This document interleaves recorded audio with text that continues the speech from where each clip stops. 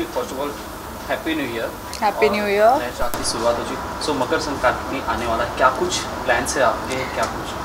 मकर संक्रांति मेरे लिए, मैंने जैसा अभी इंटरव्यू में बोला है कि मैं थोड़ी कंफ्यूज रहती थी बचपन में कि मकर संक्रांति और शब बारात सेम है। तो मैं सोचती थी जो हिंदू रिलीजन है वो लड्डू बनाते हैं और जो मुस्लिम है वो मिठाई या फिर हलवे बनाते हैं। तो अभी मुझे पता चलता है कि नहीं नहीं नहीं नहीं, ये सब अलग है और इस पर पतंग उड़ाई जाती है और बड़े अच्छे तरीके से मनाया जाता है इन हिंदू रिलीजन में। इवन इन मुस्लिम ऑल्सो बहुत सेलिब्रेट करते हैं, मैं भी सेलिब्रेट करती हूँ। तो देखेंगे, मनाएंगे। सो क्या कुछ प्लान्स होते हैं, कुछ खाने में पीने, मतलब क्या कुछ होता है उसके बारे में? मैं ज़्यादा फूडी नहीं हूँ, लेकिन जब दिल चाहता है तो बहुत खाना खाती हूँ। कभी कभार मतलब मंथ में 1-2 बार अच्छे से खाना खा लेती हूँ।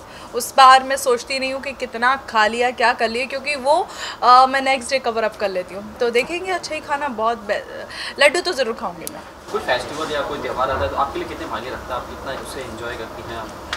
मैं बहुत एंजॉय करती हूँ, वो किसी भी रिलीजन का हो, मुझे बड़ा मज़ा आता है। चाहे दिवाली हो, होली हो, और ईद तो मेरा फेवरेट है। तो मैं बहुत अच्छे से एंजॉय करती हूँ। सो अगर बात की जाए बिग बॉस की, बिग बॉस में दीपिका जीत कर आई है, तो आप कितनी सेटिस्फाई हैं इस डिसीजन से? और सीरियसली मैं बिल्कुल भी सेटिस्फाई नहीं हूँ, बिकॉज़ मैं उस घर में रही हूँ और मुझे पता है कि कंटेस्टेंट कैसे होते हैं और वो खेल कैसा होता है। और वो इतनी सीनियर थी, लेकिन उन्होंने वो चार्म, एक जो होना चाहिए था, वो नहीं छोड़ा। और मेरे हिसाब से तो डिज़र्विंग नहीं था। मेरे हिसाब से तो अगर देखा जाए तो रोमिल ज़्यादा डिज़र्विंग था, सुरभि राणा भी डिज़र्विंग थी, दीपक ठाकुर था, इवन श्रीशांत तो था ही।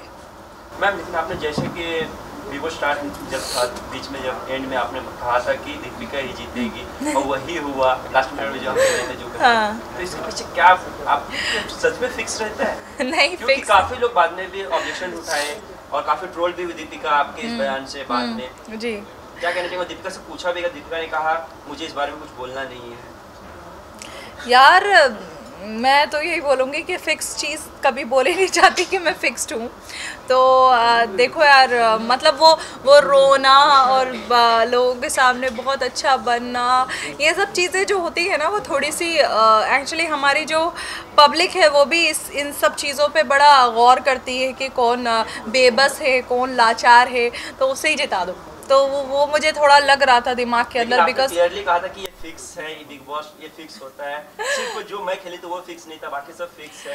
इस बारे में क्या कहना है? मैं क्लियरली हमेशा ये चीज़ बोलती हूँ कि अगर हमारा सीज़न देखा जाए तो शिल्पा को मेरे हिसाब से अगर शिल्पा को मेरे हिसाब से वो लोग विनर नहीं बनाते। उनके पास बहुत सारे ऑप्शंस थे अगर वो अंदर से करना चाहते। तो मैंने हमेशा यही बोला है कि शिल्पा को जनता ने विनर बनाया है, बिकॉज हाँ, जनता ने बनाया है, क्योंकि पब्लिक ने उसके लिए इतना ट्रेंड चलाया, इतने ट्विटर्स पे थे उसके और इतने चाहने वाले थे। उसका जो भाभी जी कैरेक्टर था, मैं भी बहुत बार ये चीज़ बोली हूँ कि जब मैं बिग बॉस में गई थी तो मुझे नहीं पता था कौन सेलिब्रिटी है। मुझे नहीं पता था Vikas Gupta celebrity, I don't know. मुझे नहीं पता था हिना कौन है, प्रियांक कौन है, मैं नहीं जानती थी। लेकिन मैं शिल्पा को जानती थी और हितेन तेजवानी को। तो उनके इतने सारे फैंस थे और उन्होंने देखा, और मेरे हिसाब से अगर अंदर का होता तो शायद शिल्पा शिंदे उस टाइम विनर नहीं होती। ये तो हो गई बिग बॉस की बात। अगर आप जैसे हमें आपने बताया कि आपको एक्टिंग में भी वो है, तो उसके बारे में आप क्या कहना चाहेंगे? मैं बिग बॉस से निकल के बहुत सारे कैमियो की हूँ, कलर्स पे की हूँ, कलर का एक शो की हूँ, नेगेटिव रोल की हूँ। अभी भी बहुत सारे सीरियल्स के ऑफर है। लेट्स सी, एक्टिंग तो करना ही पड़ेगी ना, बिना एक्टिंग के इवेंट से थोड़ी खाएंगे। मैं खतरों खिलाड़ी की बात करें तो फिर आपने जो बयान दिया था कि विकास गुप्ता की वजह से आप नहीं जा पाए, कितना, लेकिन विकास गुप्ता ने इसे नकारा है, इसमें क्या कहना है आपका? यार, विकास गुप्ता के बारे में हम बात ही ना करें तो बेस्ट है, बिकॉज़ वो बिल्कुल यूज़लेस है। उसके बारे में बात करना मतलब अपना दिमाग ख़राब करना, क्योंकि आप उसके बारे में कुछ भी बोलेंगे वो तो बोलेगा नहीं नहीं मैंने तो ऐसा नहीं किया, वो अच्छी चीज़ों में पॉजिटिव एनर्जी क्यों नहीं डालती हैं, वो पॉजिटिव चीज़ों में क्यों नहीं डालती हैं, आपने मुझसे ये क्यों नहीं पूछा कि उन्हें अवार्ड कितने मिले, ऐसे से बात करने लगेगा। तो लीव इट, उसको छोड़ो अभी। और दानिश जहन के बारे में भी no, I don't know, Danish Jahan का मैंने कुछ ऐसा बोला नहीं है, लेकिन न्यूज़ आई हुई है। मैंने कुछ दानिश जहन का ऐसा कुछ बोला ही नहीं है। मैंने सिर्फ ये बोला था कि दानिश जहन के लिए जो शिल्पा ने ट्वीट किया था उसको मैंने रीट्वीट किया था, दैट्स इट। मैं दानिश जहन को भी नहीं जानती थी। मैंने कुछ इंस्टाग्राम पे कुछ स्टोरीज़ देखी, स्क्रॉल कर रही थी तो एकदम से वो सामने आया, तो मैंने कहा ये कौन बंदा है। तब जाकर मुझे पता चला कि वो उसका शो था ना, कौन सा एस ऑफ स्पेस, तो उसमें आया था। अच्छा, अगर इन फ्यूचर आपको खतरों खिलाड़ी में जाने का मौका मिले तो जाना चाहेंगे? क्योंकि विकास गुप्ता ने क्लियर कहा कि शायद उन्हें चांस ही नहीं मिला था, आप सेलेक्ट ही नहीं हुई थी, इस तरह की बातें कर रहे थे। विकास गुप्ता भी तो सिलेक्ट नहीं हुआ था, एकदम से कैसे चला गया? विकास गुप्ता की तो न्यूज़ में ही नहीं था कि विकास गुप्ता जा रहे हैं या नहीं जा रहे हैं। खैर सी एक ही शो थोड़ी है खतरों के खिलाड़ी या फिर बिग बॉस, बहुत सारे शोज़ हैं, बहुत सारे प्रोड्यूसर्स हैं, बहुत सारे चैनल्स हैं, बहुत सारे डायरेक्टर्स हैं, और ऊपर वाले ने अगर आपकी किस्मत में काम लिखा है तो ज़रूरी नहीं है कि आप कलर्स पे ही काम करेंगे। बहुत सारे चैनल्स हैं काम देने के लिए। आपके अपकमिंग प्रोजेक्ट्स के बारे में कुछ बताइए। मेरे मैंने अभी नेगेटिव रोल कंप्लीट किया सावित्री देवी का। अभी मेरे पास 3-4 सीरियल्स के हैं, अच्छे बड़े बड़े सीरियल्स हैं।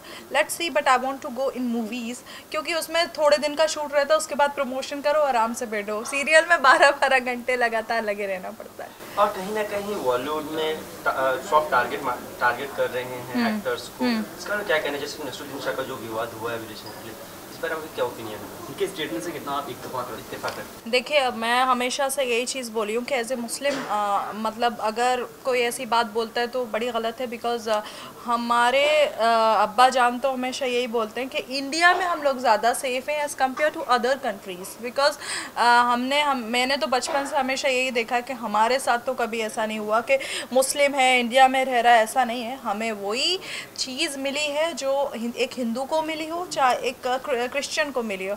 और मैं ऐसी जगह से बिलोंग करती हूँ जहाँ पर हिंदू लोग ज़्यादा रहते थे और हम लोग सब मुस्लिम सब मिलके उनके साथ फेस्टिवल सेलिब्रेट करते थे। तो सो आई डोंट नो कि हिंदू मुस्लिम या फिर इंडिया के अंदर नहीं है। बिकॉज़ मैं तो ये भी नहीं जानती थी कि इंडिया और पाकिस्तान का कोई मसला था। अभी जानना स्टार्ट किया 4-5 साल पहले तो मैं पाकिस्तान टीम को सपोर्ट किया करती थी। तो आई डोंट नो। तो फेवरेट प्लेयर मेरा भूल गई मैं तो मेरे हिसाब से मैं तो सेफ हूँ। बट हमेशा आप शाहिद अफरीदी को चेस करते थे। मैं तो बहुत सारे प्लेयर्स को करती हूँ। फॉर एग्जांपल श्रीशांत को किया मैंने इतना सपोर्ट। इसके अलावा मैम, और जो रिसेंटली एक मूवी आई है अभी, एक्सीडेंटल प्राइम मिनिस्टर, काफ़ी विवादों में वो फिल्म भी, इसके लिए क्या कहना है आपको कि इन सब चीज़ें, जैसे सेंसर बोर्ड क्लियर हो चुका है तो फिर पॉलिटिकल प्रेशर आ रहा है, और सेम दूसरी तरफ बाला साहब ठाकरे की एक फिल्म है, वो बोलते हैं हम सेंसर में डालेंगे नहीं, डायरेक्ट रिलीज करेंगे। तो इन दोनों फिल्मों के लिए क्या ओपिनियन है आपके में?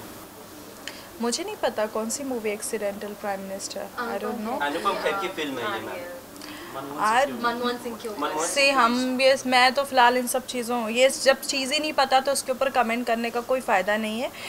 बिकॉज़ अगर उसके बारे में थोड़ा सा भी मुझे जड़ पता होती कि हाँ ऐसा है तो फिर मैं जवाब दे सकती थी। अच्छा, इसके अलावा अगर मकर संक्रांति आपको मनाना हो तो किस सेलिब्रिटी के साथ मनाना चाहेंगे आप? सलमान के साथ, और किसके साथ? वही सबसे बेस्ट है हमारे लिए। चैलेंज भी किया हुआ है थोड़ा। ऑब्वियसली सलमान के साथ पतंग उड़ाना तो मतलब मज़ा आ जाएगा। मतलब पतंग को भी मज़ा आएगा कि हमारी डोरी कौन पकड़ा हुआ है।